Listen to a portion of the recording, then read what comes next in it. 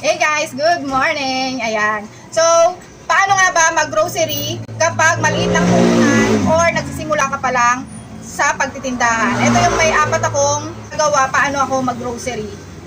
Number 1 dyan is yung pumanap ako ng grocery store na nagde-deliver sa akin ng everyday.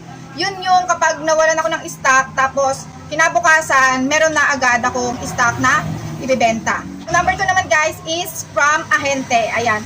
Meron akong mga ahente sa iba-ibang mga products katulad ng mga sigarilyo or mga Nestle, mga Unilever, mga ganyan. Weekly naman sila. Every week silang nagpupunta sa akin and ayun, mas mura doon kaysa sa mga grocery store. Kaya mas magandang mag-direct sa ahente.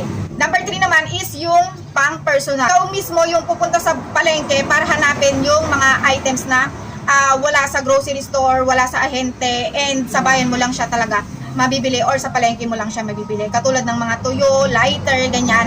Wala ako niyan, kaya personal ako nagpupunta sa palengke para yan ay mabili ko. Number 4 naman ay yung bultuhan.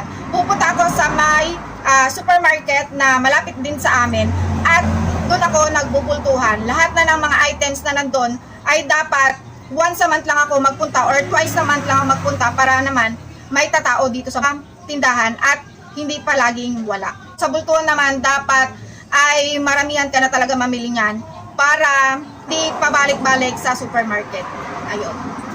So, yun lang guys. Sana nakatulong ang aking tips sa pag-grocery. Ayan. Subscribe naman dyan. Thank you.